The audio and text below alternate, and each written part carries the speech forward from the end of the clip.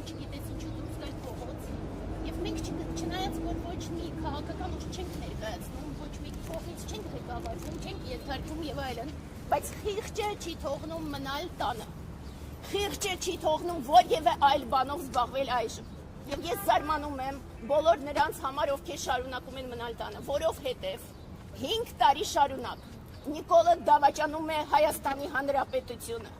Նիկոլը ոտնահարում է ազգային բոլոր արժեքները, Նիկոլը տապալում է ամբողջ պետությունը, պետական համակարգը կազմաքանդում է բոլոր օղակները եւ այլևս մենք տեսնում ենք, որ պետությունը գրեթե չի աշխատում։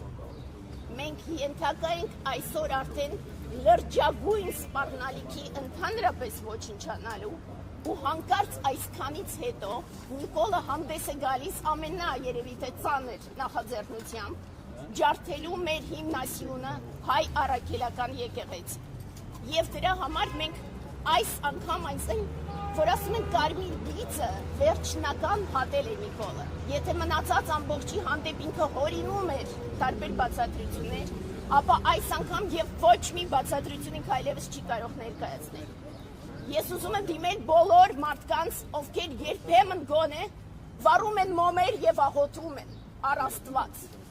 Որտեղ եք դուք այժմ, երբ որ ձեր հավատը ոտնահարված է։ Որտեղ եք դուք այժմ, երբ որ Նիկոլը համարձակվել է պղծել հայ առաքելական եկեղեցին։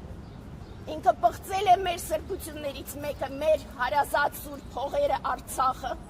Ինքը հանձնել է Արցախը թշնամուն, դա մենք չգիտես ինչու մարսեցինք։ Մենք շարունակաբար մարսում ենք, որ օտար երկրյա պետությունների ներկայացուցիչները, այդ թվում թշնամական պետությունների ներկայացուցիչները գալիս են լցվում են Հայաստան, բայց հիմա, եթե մենք հանդուրժենք այս քայլերը, այլևս ընդհանրապես իմաստ չի ունենա համարել, որ մենք ունենք Հայաստան եւ մենք հայ ենք։ Ըստ էս ինչու է նա եկեղեցու դեմ արշավ հայտարարել, քանի որ գիտենք սահմանադրությամբ պետությունը եւ եկեղեցին անջատ են իրարից, նպատակը որն է գնահատել։ Առաջինը իհարկե իր համար վաղուց սահմանադրությունը եւ ընդհանրապես որևէ օրենք արժեք չէ, իսկ այս պարագայում ինքը ընկալում է, որ միակ բանը, որ շարունակում է պահել Հայաստանը, դա հենց հայ առաքելական եկեղեցին է։ Եվ ես գիտեմ, որ տարբեր վերլուծաբանները մեկնաբանում են, որ Ադրբեջանի մոլաները հարված սկսեցին հասցնել եկեղեցուն եւ ինքը պարզապես կրկնեց իրենց։ Սակայն ես վստահ եմ, որ դա շատ վաղուց էր իր մեջ եւ մենք կհիշենք, որ 18 թվականին ինքը նախաձեռնեց ինչ-որ արշավներ, դա իրեն չհաջողվեց։ Այժմ լկտիության բոլոր սահմանները հատել են։ Մենք պահանջում ենք առաջին հերթին իհարկե ոչ թե հրաժարական։ Ես չեմ պահանջում հրաժարական, ես պահանջում եմ դատել Նիկոլին անմիջապես։ Ու ես պահանջում եմ անմիջապես քրեական պատասխանատվության ենթարկել իր կենակցին այս ամբողջ բոլոր տեսակի օրենքները ոտնահարելու համար։ Անձնական վիրավորանքի։ Կենակիցը Աննա Հակոբյանն է։ Ինչի համար ինքը շարունակաբար ամենավերջի բարերով, ես հայհոյանք նույնիսկ չգիտեմ արդեն ինչ սահմաններ իրենք, ես հասկանում եմ, որ կրթություն չունեն, ես հասկանում եմ, որ այդ հորդանոցներում իրենք են մեծացել եւ որևէ կրթություն չեն ստացել, դրա համար երբեմն փորձում են ասել, որ կրթությունը նորաձև է, որ իրանց ներշնչեն, որ կրթություն են ուզում ստանալ, այնուամենայնիվ իրենց պետք է դատել, անհապաղ։ Հիմա իշխանությունն ասում է, որ հոգևորականները պետք է բարեվարկություն անցնեն։ Ըստ ձեզ սա նշանակում է, որ Նիկոլ Փաշինյանը գնալու է այն ճանապարհով, որ նոր սահմանադրության մեջ նաև եկեղեցու վերաբերյալ որոշակի լիազորություններ ունենա, այո, եւ որոշի թե ով կարող է լինել օրինակ ամենայն հազվադուլկոսը կամ չլինել։ Շնորհակալություն հարցի համար, ստեղ շատ ավելի ծանր է, որովհետև ես մտածում եմ, որ այդ նոր իբր թե սահմանադրությունը, որ իրենք ուզում են առաջ քաշել, շատ տարբեր ազգային գծեր է ոտնահարելու, այդ թվում այո, վստահ ինքը հարվածել է նաև հայ առաքելական եկեղեցին, սակայն ես վախենում եմ, որ այս ամբողջով ինքը ոչ միայն այս քայլն է անում, այլ նաև միաժամանակ ուզում է կոծկել այլ պրոցեսները, որոնք որ կվախենան, որ Սյունիքի հանձնելու մասին է խոսքը։ Տիկին Մանանջյան, նայեք, այսօր իշխանության սատելիտ տարբեր ներկայացուցիչներ արդարացնում են Փաշինյանին, ասում են խնդիրներ կա, որոնց մասին պետք է բարձրաձայնել, դա ամենևին թիրախավորում չի, հարձակում չի, պետք է բաց խոսել, հասկանալ, եթե կա խնդիր եկեղեցու ներսում, պիտի դա դրա մասին տեղեկանա քաղաքացին։ Այս տեսակետին ինչպես եք վերաբերվում։ ինձ համար այդպես է, ամբողջը շատ ակնհայտ է։ Եկեղեցին մասն է ամբողջ ազգի։ Եկեղեցին ազգի հիմնասյունն է եւ պահող մասն է։ Ըստ այդմ պարզ է, որ սպասավորների մեջ կարող են լինել տարբեր խնդիրներ, որտեղ իրենք մարդ են եւ հայ են։ Ու երբ որ ազգը ունենում է խնդիր նաեւ տարբեր մարդիկ։ Բայց դա ամենևին չի նշանակում, որ որևէ մեկը իրավունք ունի հարվածելու եկեղեցին։ Իմ վերաբերյալ ես ընդհանրապես այլ ճանապարհով եմ գնում զարգացման։ Ես պարզապես հասկանում եմ, որ եւ որևէ մեկը իրավունք չունի ոտնահարելու հավատ։ Տեսեք, ասում եմ, որ պետք է հենց եկեղեցին ինքը պաշտպան կանգնի իրեն, ինքը պետք է, գիտեմ, կամ փողոց դուրս գա կամ ինչ-որ այլ տարբերակով զսպի Փաշինյանի այս արշավը իրենց դեմ, բայց եկեղեցականները լռում են, հոգևորականները լռում են, ոչ Վեհապար Հայրապետից որևէ խոսք լսեցին, ոչ Սրբազաններից, եւ ոչ Սրբազանի գերու կնոջից որևէ բան լսեցին, որևէ մեկից որևէ արձագանք չեղավ։ Տեսեք, ես դրա հետ ընդհանրապես խնդիր չունեմ։ Եկեղեցին, սա շատ կարևոր է, որ մենք հասկանանք բոլոր մարդիկ։ Եկեղեցին, դա միայն սպասավորները չեն,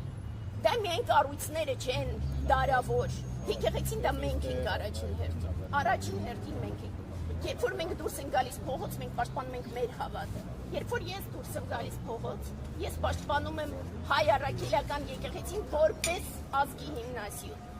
Շատ լավ, մենք պաշտպանում ենք, իսկ իրենք ինչ-որ բան պետք է անեն։ Իրենք պետք է անեն, իրենք վաղուց պետք է անեն։ Ճիշտն ասած, իրենք պիտի 2020 թվականին, երբ որ Նիկոլը նոյեմբերի 9-ի գիշերը, իրենք պետք է որոշում կայացնեին, որ անհապաղ դատում են Նիկոլին եւ նոր իշխանություն։ Բայց իրենք նման իրավասություն չունեն։ Չէ, իրենք պետք է նախաձեռնեին դա։ Մաքսիմում կարող են նզովել։ Առաջինը պետք է նզովեին, երկրորդը պետք է բոլորը իրենց հանդեպ մեծագույն հարգանք ունեն եւ իրենք պետք է առաջնորդեին ինչ-որ ձևով պայքարը։ Բայց մյուս կողմից Ներողություն, ճիշտ եք համարում այն եկեղեցականների դիրքորոշումը, որոնք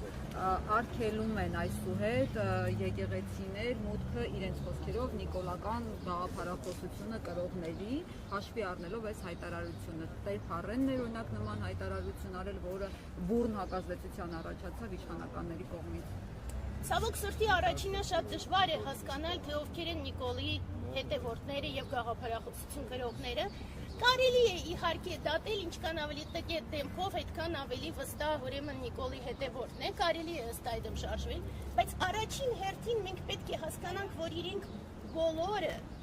խստագույնս մոլորյալ են։ Նիկոլը ծառայում է սատանային, մենք այստեղ հասկացել ենք, որ այսօրվա մեր կարգախոսը, եթե 5 տարի շարունակ մենք որում ենք Նիկոլ Դավաճան, այսօրվանից մեր կարգախոսը Նիկոլ Ներապաշտ,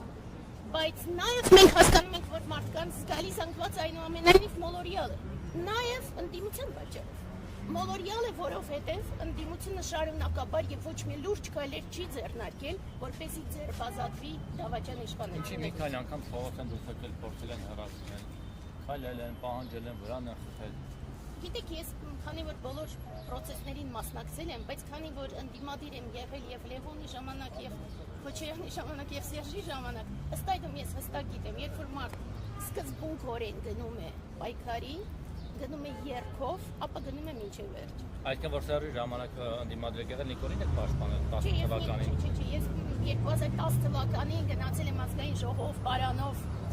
հայ-թուրքական պայմանագրերի դեմ եւ այլն։ Նիկոլին չեմ պաշտպանել։ Հիմա ես գիտեմ, որ մոդայիկ է, բայց ես 18 թվականի ամենասկզբից հասկացա, որ այստեղ ոչ մի ընդդիմադիր պայքար։ Տիկին Մանանջյան, ինչու է ձեր կարծիքով Փաշինյանը ինքնավար կառավարմանը ուղղվում է Հիմա այսա է, մենք առաջին հերթին դրա համար մեր կոչերից մեկը ուղղված է հենց ոստիկանությանը եւ դատական մարմիններին։ Ցանկացած բան, որ ասվում է Նիկոլի կողմից, բոլոր մակարդակներով, իսկ հիմա երբ որ իրենք հայ հոյանքներ են ներկայացնում տարբեր մարդկանց կողմից, ոչ միայն եկեղեցի, այլ նաեւ եկեղեցու բոլոր պաշտպանողների կողմից եւ ոչ մեկ նախաձեռնությամբ չի հանդես գալիս իրենց դատելու։ Այն պարագայում, որ գիտեք, դա զրպարտություն չէ, ինձ չի հետաքրքրում, անձնական վիրավորանք է պիտի պատասխանատու։ Փաշինյանը սա հանրային շահով է բացատրում, ասում է, եկեղեցու հետևորդները պիտի իմանան, որ եկեղեցականներն են կուսակրոնության ուխտին հավատարին, որոնք են դրժել։ Ձեր կարծիքով սա այդպես հանրային պահանջ կա, այդպես մտնել բոլորի անկողիններ ու հասկանալ ովում հետ է, ովում հետ չէ։ ասեմ առանցքայինը 2020 թվականից ի վեր Նիկոլը որևէ իրավունք չունի հանրային շահերի մասին խոսելու ընդհանրապես։ Հանրություն բառը ինքը իրավունք չունի կրկնելու։ Հայաստան, հանրություն, հայ ազգ, նման բառերը ինքը իրավունք չունի կրկնելու։ Եվ եթե եկեղեցու մասին ասում են, որ ինքը պիտի նզովեր, ապա մենք էլ պիտի որպես հայ, իրեն գիտեք են հին Հունաստանում, Կարանաֆեմա ու կարաստրակիզմա, ինքը ազգ ունենալու ընդհանրապես իրավունք այլևս չունի։ Լավագույն դեպքում թող ադրբեջանցի համարվի։ Եվ կներեք, Չկա նման պահանջ, այսինքն։ Չկա իսպար։ Հիմա ինչ ա լինել ձեր ակցիան ոնց է շարունակել, բացի այն ինչ որ մասնակցում եք դրանից։ ու նաև խունկ եք վառել բացատրությունը, հա, խորհրդատվության ներկայացնում։ Հաղթահանում եք։ Խունկ վառելու առումով այո, որովհետև Հանգուցալներ կան։ ցավոք սրտի չկան դեռ, բայց կլինեն այս կամ այն ձևով ոչ մեկ չի խուսափի։ Այդպես բաներ միացեք, ես Ալեն Սիմոնյանը կասի եկել է կանգնել է ոնց որ թե մի քիչ ռուսական ակցենտով հանգուցալներ փոխում մեր մահնացանկանում բան։ Հետո կդնի իր Telegram ալիքում։ Թող ռուսական ակցենտի մասին երբ որ խոսում է, երբ որ ճուլան բառն է օգտագործում, այդ ժամանակ նոր թող մտածի ինքը շատ ռուսամետ է։ Պուտինը ուղարկել է Նիկոլին, որովհետև ճուլան բառից այլ բառ չունի ինքը ռուսերեն։ Ինչ վերաբերում է խունկին, ապա մենք վստահ ենք ու այստեղ մենք արել ենք, նույնիսկ գրել ենք, որ ընդհանրապես էքզորցիզմի պիտի ենթարկեր եւ ըստ այդմ հայ առաքելական եկեղեցի պիտի ցես անի, որ այս ամբողջ ճարիքը հանի, ներապաշտության ճարիքը մեր կառավարությունից։ Սա մեր շենքն է, մեր Երևանի շենքն է, ու մեր կառավարությունն է, իսկ մարդկանց այդտեղ զավթած մենք պետք է մաքրենք այդտեղից։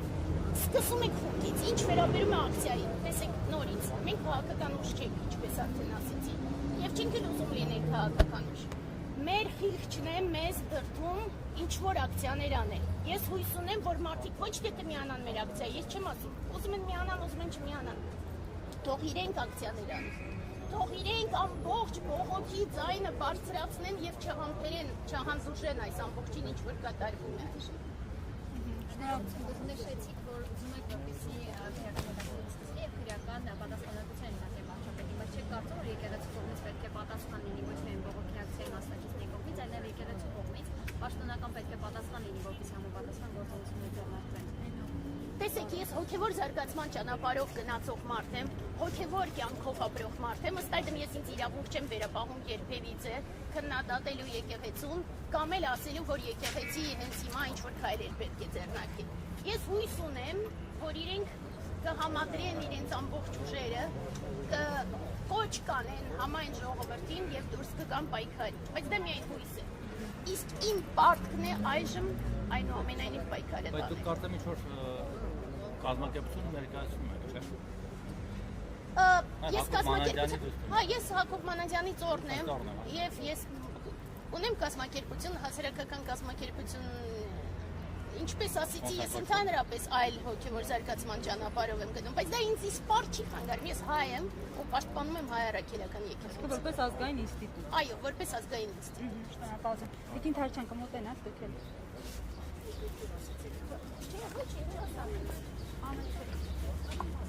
Это какая она шапка? Это